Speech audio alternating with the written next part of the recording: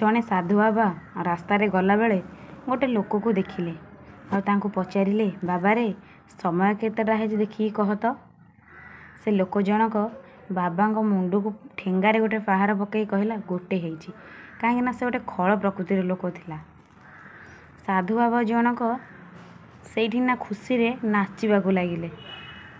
ଆଉ ଗୋଟେ ଲୋକ ଦେଖି ପଚାରିଲେ, ବାବା ଆପଣଙ୍କୁ ସେ ଠେଙ୍ଗାରେ ଗୋଟେ ପାହାର ପକାଇଲା, ଆପଣ ହସୁଛନ୍ତି ଆଉ ନାଚୁଛନ୍ତି। ସାଧୁ ବାବା ଜଣକ କହିଲେ, ଏଥିରେ ରାଗିବାର କ'ଣ ଅଛି କି ମନ ଦୁଃଖ କରିବାର କ'ଣ ଅଛି। ବରଂ ମୁଁ ଭଗବାନଙ୍କୁ ଧନ୍ୟବାଦ ଦେଉଛି ଯେ ମୁଁ ଘଣ୍ଟେ ପୂର୍ବରୁ ତାକୁ ପଚାରି ନାହିଁ। ମୁଁ ଯଦି ଘଣ୍ଟେ ପୂର୍ବରୁ ତାକୁ ପଚାରିଥାନ୍ତି ନା, ସେ ମୋତେ 12 ପାହାର ପାଡ଼ାଇଥାନ୍ତା। ଭଗବାନ ମୋତେ 12 ପାହାର ମାଡ଼ ଖାଇବାରୁ ବଞ୍ଚେଇ ଦେଇଛନ୍ତି। ସେଥିଲାଗି ମୁଁ ବହୁତ ଖୁସି ଅଛି।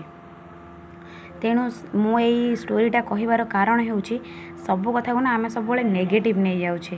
କିଛି କଥା ଏମିତି ଅଛି ଯେଉଁ କଥାକୁ ଆମେ ସବୁବେଳେ ପଜିଟିଭ୍ ନେବା ଦରକାର। ଆଉ ସବୁ କଥାକୁ ହାଲକା ସେ ପଜିଟିଭ୍ ନେଇଗଲେ ନା ଆମ ଜୀବନ ଯିବା ବହୁତ ସହଜ ହୋଇଯାଇଥାଏ।